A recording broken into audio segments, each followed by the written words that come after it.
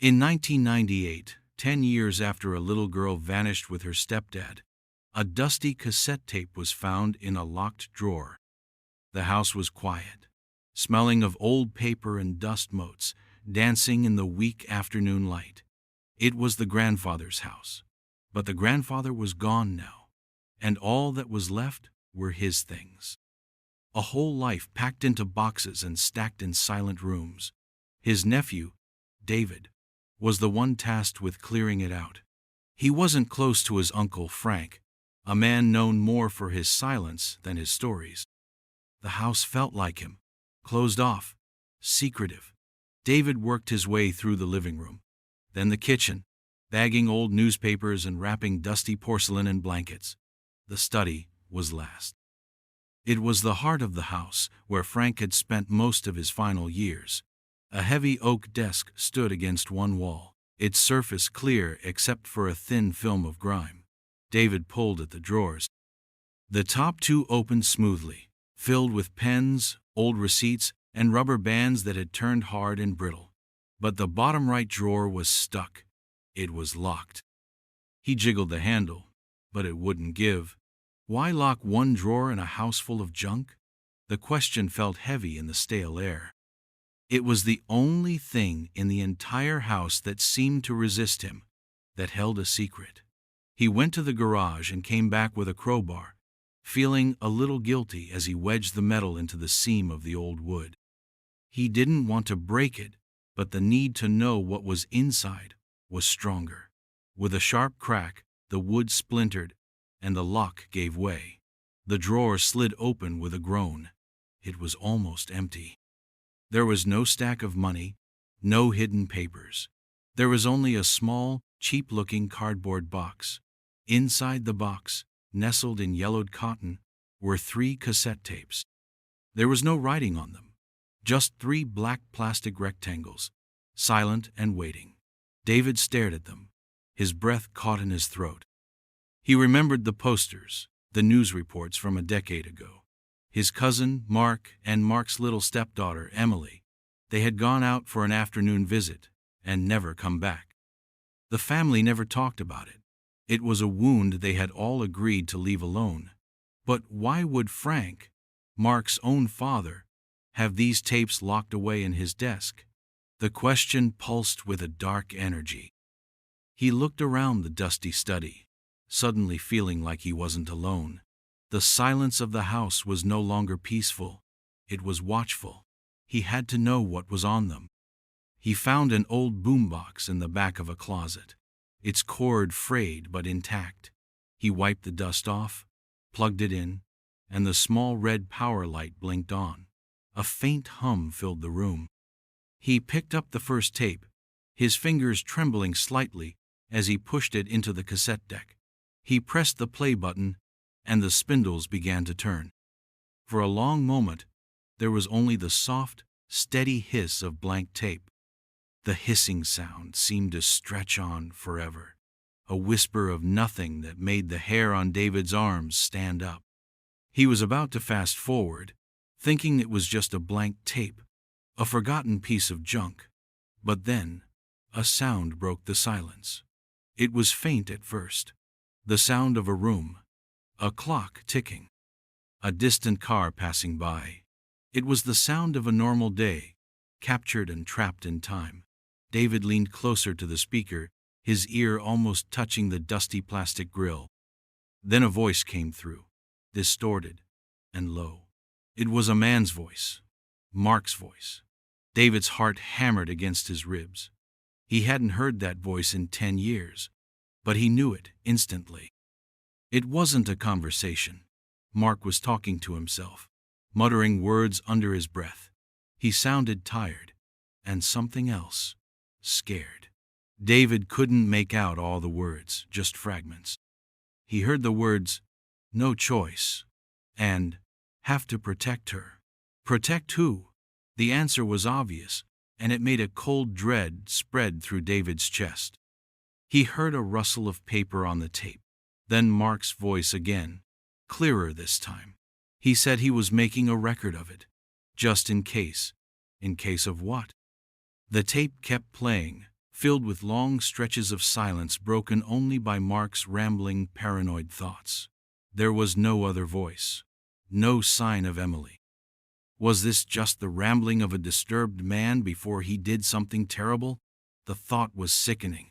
The tape clicked and went silent. The first side was over. David sat back, the silence of the room rushing back in. The house felt colder now, darker. The sun had shifted, and long shadows stretched across the floor like fingers. He knew he couldn't keep this to himself. He couldn't be the only one to hear this. He thought of Emily's mother, Sarah. After the disappearance, she had become a ghost, a woman hollowed out by grief. This would either destroy her or give her the first piece of an answer she had waited a decade for. He picked up the phone, the old rotary phone on Frank's desk, and dialed her number from memory. His hand was shaking so badly he misdialed twice. When she answered, her voice was thin, cautious. He didn't know what to say. How do you tell someone you found a ghost in a box? He started to speak, his voice cracking. I'm at Frank's house. I found something. He said he thought it belonged to Mark. There was a long pause on the other end of the line. Then, Sarah's voice, barely a whisper. What did you find? David took a breath. He said, I found some tapes. I think you need to come here. He didn't tell her what was on them. He couldn't bring himself to describe the sound of a dead man's voice. He just waited, listening to her quiet breathing on the line, knowing that he had just reopened a wound that had never truly healed. The drive to the house would take her an hour. An hour for David to sit alone in the dead man's study, with 2 more tapes left to play. He looked at the boombox, then at the box with the remaining cassettes. He was terrified of what he might hear next. But he was more terrified of not knowing. He ejected the first tape and reached for the second. Sarah arrived as the sun was setting, painting the windows of the old house in shades of orange and red. She looked older than David remembered, her face etched with lines of grief that had become a permanent part of her. She didn't say hello when she walked in. She just looked at David, her eyes searching his for an answer he didn't have. Her gaze swept over the dusty room, the packed boxes, and landed on the boombox on the desk. She walked over to it, her movements slow and deliberate, as if she were walking in a dream. She pointed a trembling finger at the cassette player. Is that it? David nodded. He told her what he'd heard on the first tape. Mark's voice. The paranoia. The talk of protecting someone. Sarah sank into the old leather chair behind the desk, her body seeming to fold in on itself. She closed her eyes, and for a moment, David thought she was going to tell him to turn it off, to throw the tapes away and leave the past buried. But when she opened her eyes, they were filled with a fierce, painful resolve. She wanted to hear it, all of it. David rewound the first tape and played it for her. She listened without a word, her face a mask of stone. She didn't cry. She just absorbed the sound of her ex-husband's voice, a voice she had once loved and then come to fear. When it was over, she looked at David. He took her. He just took her. It was a statement of fact, a truth she had lived with for 10 years. The custody battle had been ugly. Mark had become convinced that Sarah was a bad influence, that he was the only one who could properly care for Emily. The judge had disagreed. The day they disappeared was the last scheduled visit Mark was supposed to have, before Sarah got full custody. He was supposed to bring Emily back by 6 o'clock. He never did. They vanished from the face of the earth. The police had searched for years. They'd followed leads that went nowhere, interviewed friends and family who knew nothing. Mark's car was never found. Their faces on missing posters faded in the sun and rain. Eventually, the case went cold, leaving Sarah in a state of suspended agony. Now, this tape. It was the first new thing in a decade. It wasn't a lead, not really. It was just an echo. Sarah pointed to the box. Are there more? David nodded. 2 more. Without a word, he took out the second tape and put it in the player. He pressed play, and they both held their breath, waiting for the hiss to give way to something else. This time, there wasn't a long silence. The recording started abruptly. And this time, it wasn't just Mark's voice.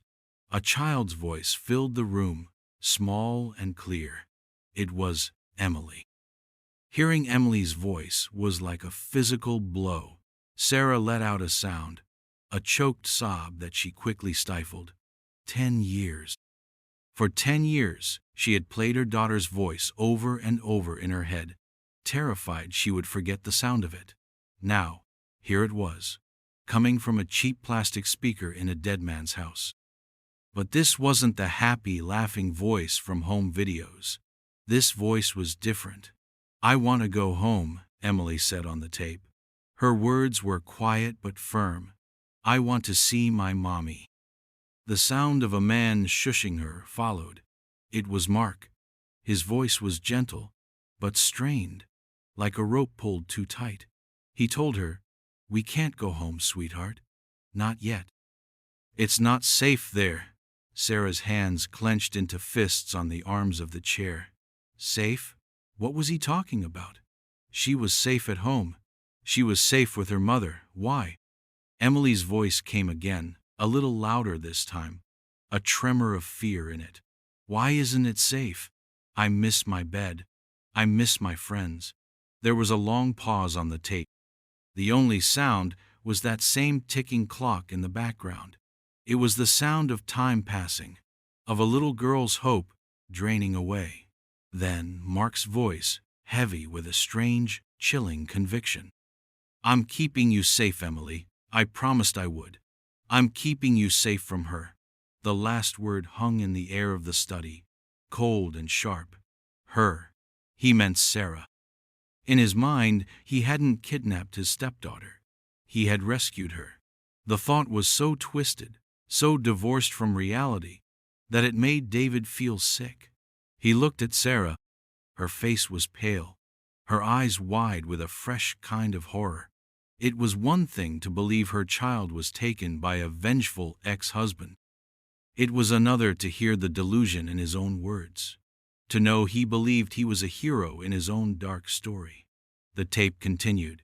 They could hear the sound of Emily starting to cry, soft, heartbroken sobs. Mark tried to comfort her, but his words were hollow, just repetitions of the same twisted logic. "We're safe here. I'll protect you. Everything will be okay." But it wasn't okay. Nothing was okay. David and Sarah listened, frozen in place, as the recording captured the slow, agonizing moments of a child realizing she was a prisoner. The tape didn't reveal where they were. The background noises were generic. That ticking clock, a distant hum that could have been anything. It was a closed room, a hidden place, a world made of just 2 people, one captor and one captive. And the captor thought he was a savior. The tape hissed to an end, and the silence that followed was heavier than before. It was filled with the sound of Emily's tears. Sarah didn't move for a long time. She just stared at the boombox, as if it were a portal to the past. Then she looked around the room, at the dusty shelves, the old books, the faded photographs of Frank and a young Mark. Her eyes narrowed. Why were these here? Why did Frank have them? The question had been nagging at David, but now, hearing Emily's voice in this house, it became urgent. Frank had known. He must have known. Why else would he lock these tapes away? He hadn't gone to the police. He had hidden them. He had hidden this proof of his son's crime, of his granddaughter's suffering. A new, ugly layer was being added to the story. This wasn't just about a man who stole a child, it was about a family that kept his secret. The revelation that Frank must have known, that he had hidden these tapes, changed the atmosphere in the room completely. It was no longer just a place of dusty memories. It was the scene of a conspiracy. Sarah stood up, her grief momentarily replaced by a cold, sharp anger. She walked around the desk, her fingers trailing over the wood. He knew. Her voice was low and dangerous. His own son takes my daughter, and he knew about it. He listened to these, and he did nothing. David felt a chill. Frank had always been a hard man, distant and severe. But to conceal this? To hear Emily's small voice begging to go home and then to lock that sound away in a drawer? It was monstrous. Sarah's eyes scanned the room, no longer seeing just old furniture, but a collection of clues. "What else did he hide?" she asked, more to herself than to David. They started searching the study, not for things to throw away, but for anything that might connect to Mark and Emily. They pulled books from shelves, looking for hollowed-out spaces. They checked under the rug, behind the heavy curtains. They were looking for a piece of the puzzle, a sign of where Mark might have gone, where he might have taken Emily. But the room offered up no more secrets. It was just a room. Frustration began to build. They had this incredible, horrifying evidence, but it led nowhere. The tapes were a snapshot in time, a message in a bottle with no map. All they knew was that at some point, Mark and Emily were in a room with a ticking clock. It could have been anywhere in the world. Sarah went back to the desk, her gaze falling on the box that held the last tape. "There's one more." David felt a fresh wave of dread. The second tape had been devastating. What could possibly be on the third? He felt a protective urge, a desire to tell her no, that they had heard enough, that this was a job for the police now. But he saw the look in her eyes. She had to know. She had to go to the very end of this road, no matter how dark it got. He took the third tape, his hand heavy as if it were made of lead. He slotted it into the machine, the click of the plastic door sounding unnaturally loud in the silent room. He pressed play. Again, the hiss. But this time, it was different. It was rougher, louder, and underneath it there was a sound they hadn't heard before. The sound of rain. Hard, driving rain, beating against a window or a roof. Then, voices. Not two, but three. Mark's voice was there, high-pitched with panic, and another man's voice, older, deeper, and filled with a terrifying rage.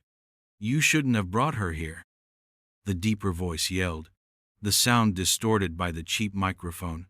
"What were you thinking?" David and Sarah looked at each other, their eyes wide. A third person. There was someone else there. "Who was it?" The voice was angry, furious with Mark. "I told you to handle it, to just disappear, not to bring this trouble to my door." Mark's reply was frantic, desperate. "I had nowhere else to go. They were going to take her from me. I needed help." The argument escalated quickly, the voices overlapping in a cacophony of fear and fury. Then, through the noise, they heard Emily's voice, a single, terrified cry. "Daddy?" The sound cut through the anger like a knife. There was a sudden silence on the tape, broken only by the sound of the rain. Then the deep voice spoke again, but this time it was a low growl, full of menace. "You fool. You absolute fool. You've ruined everything." David felt his blood run cold. He recognized the voice. It wasn't a stranger. It wasn't some unknown accomplice. It was Frank. It was the grandfather, the owner of the house, the keeper of the tapes.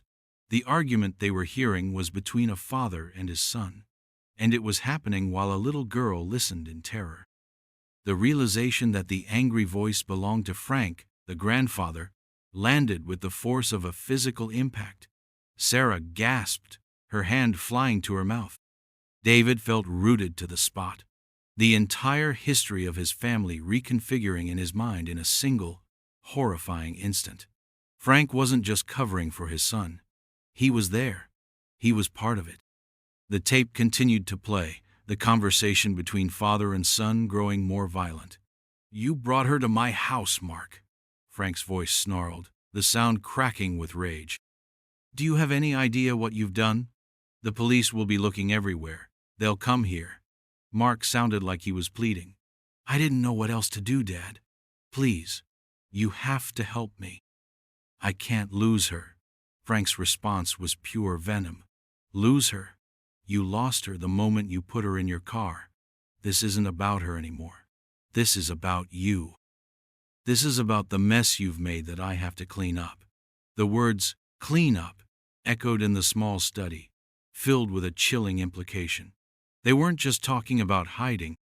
This was something darker. Suddenly, there was a new sound on the tape. A thud. The sound of something heavy hitting a wall or the floor. It was followed by a sharp cry of pain from Mark.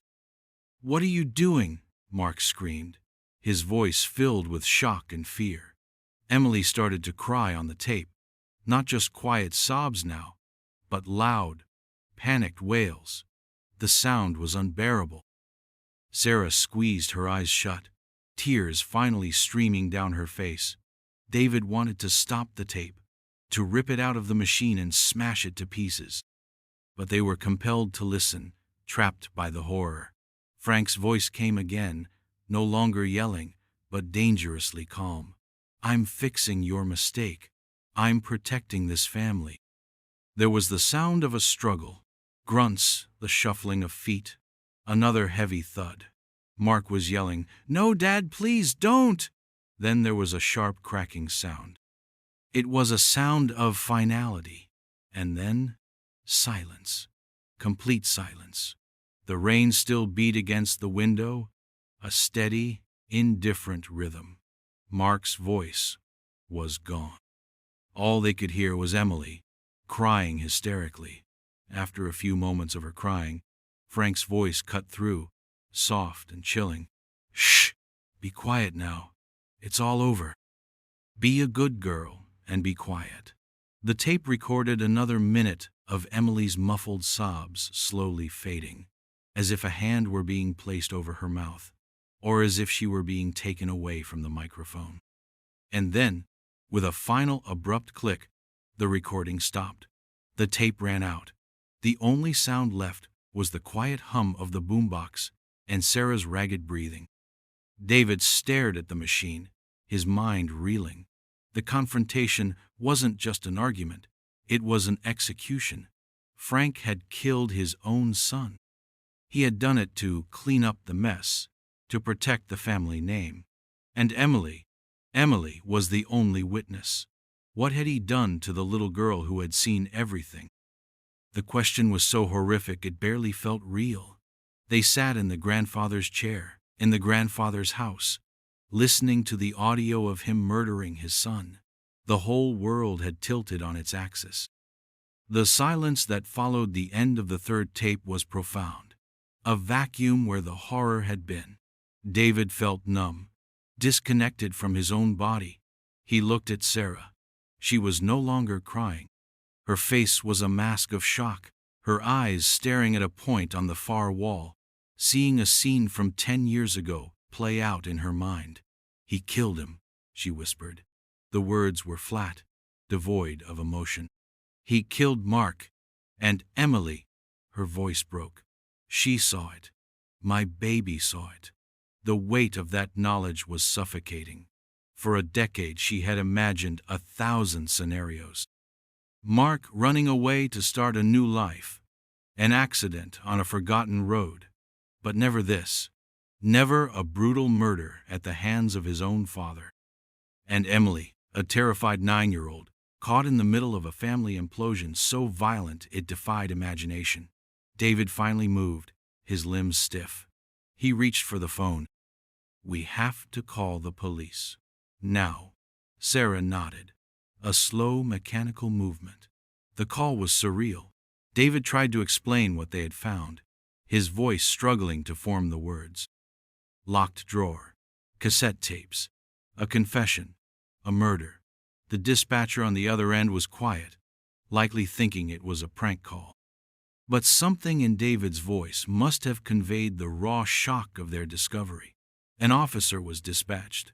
The wait for the police was excruciating. Every creak of the old house sounded like a footstep.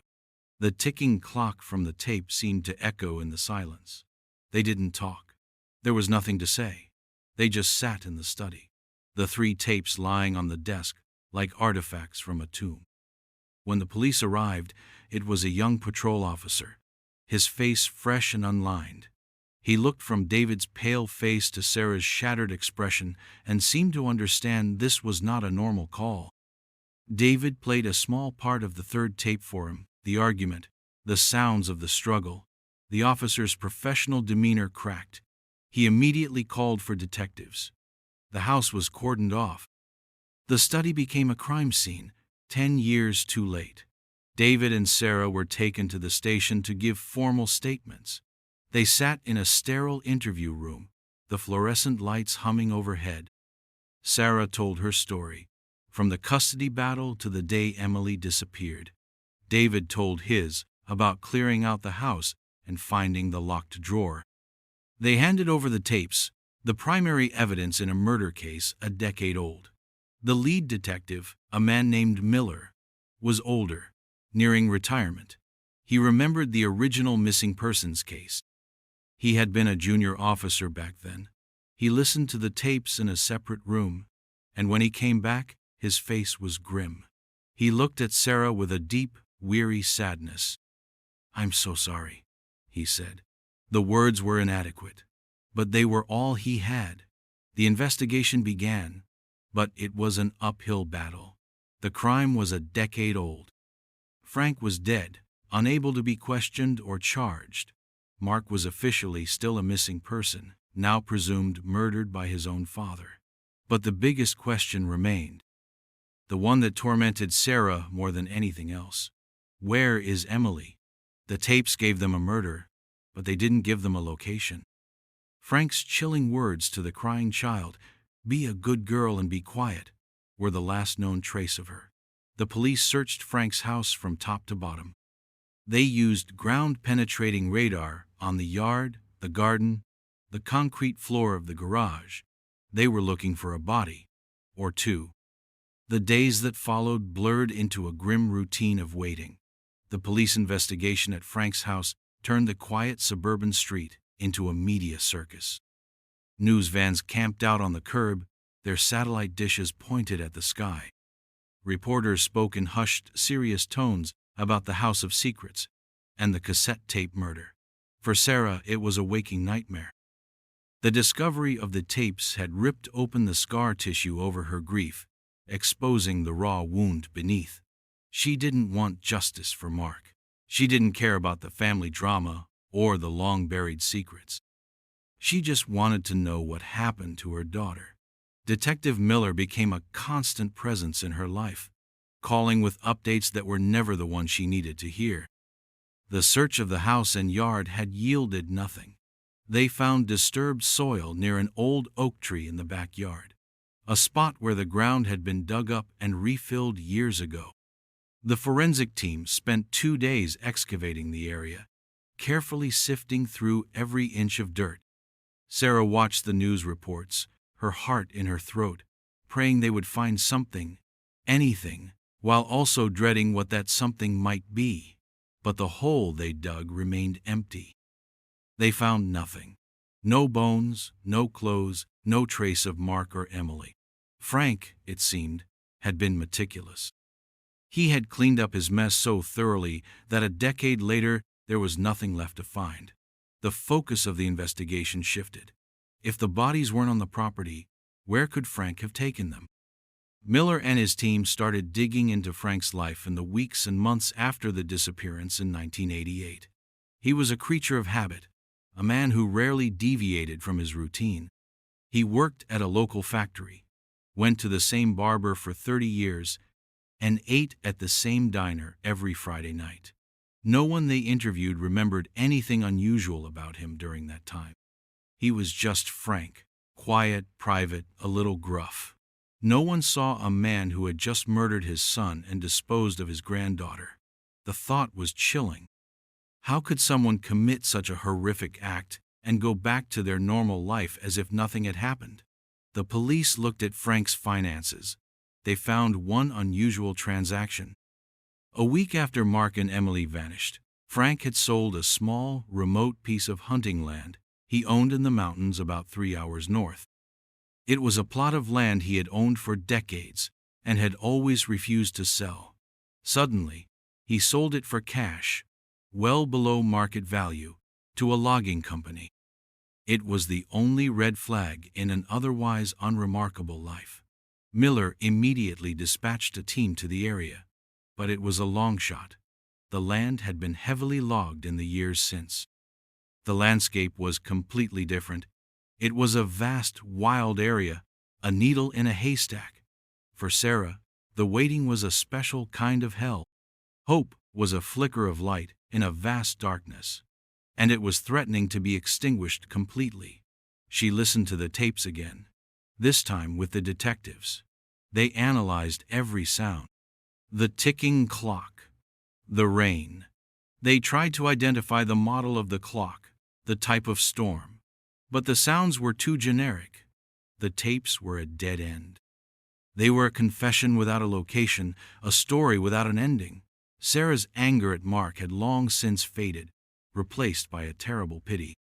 He had been a flawed, desperate man who had made a terrible decision, but he hadn't deserved to die for it.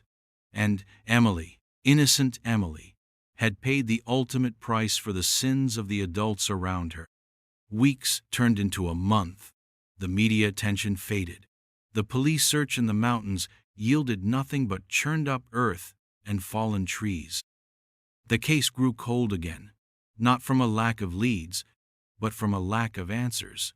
The tapes told them what happened and who did it, but they couldn't tell them where. For Sarah, this was a crueler fate than the 10 years of not knowing. Before, she could imagine Emily was out there somewhere, living a different life. She could hold on to a sliver of impossible hope. Now she knew. She knew her daughter's life had ended in terror in a house just a few towns over, at the hands of the man who should have been her grandfather. The knowledge was a poison, seeping into every corner of her life. She couldn't sleep. The sound of rain against her window pane would send her into a panic. The ticking of a clock was a sound of torture. The world was full of triggers that brought her back to that dusty study, listening to the last moments of her daughter's life. David checked in on her regularly. He was consumed by his own guilt. His uncle had been a monster, and he felt the stain of that on his own family name. He had been the one to open the drawer, to unleash this horror. He knew it wasn't his fault, but the feeling lingered. He helped Sarah pack up Emily's room, something she had been unable to do for 10 years. It was a time capsule from 1988. Posters of pop stars on the wall, stuffed animals arranged on the bed, a half-finished drawing on her small desk. Every object was a memory, a reminder of the vibrant, happy girl who had been stolen from the world.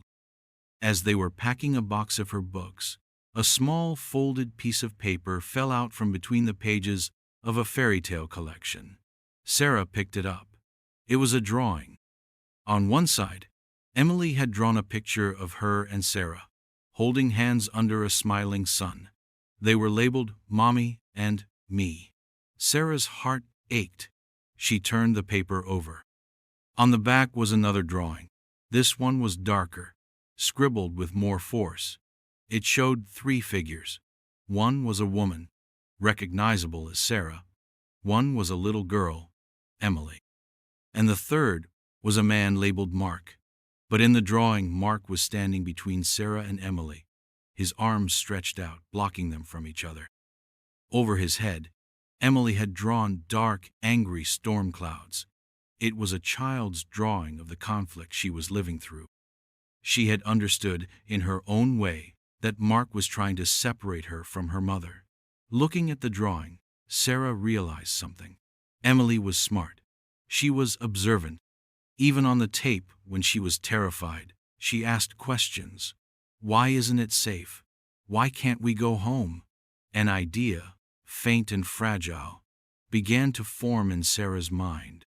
What if Emily had left them something? What if, in that terrifying final day, she had tried to leave a clue? It was a desperate thought, born of a mother's refusal to give up. But it was the first new thought she'd had in weeks. She called Detective Miller. She asked him if she could listen to the tapes one more time, not for the voices, but for the silences, for the background noises, for anything they might have missed. He agreed. She went back to the station and sat in a small, soundproof room with a high-quality audio system. She put on the headphones, closed her eyes, and asked them to play the third tape. She didn't listen to Frank or Mark.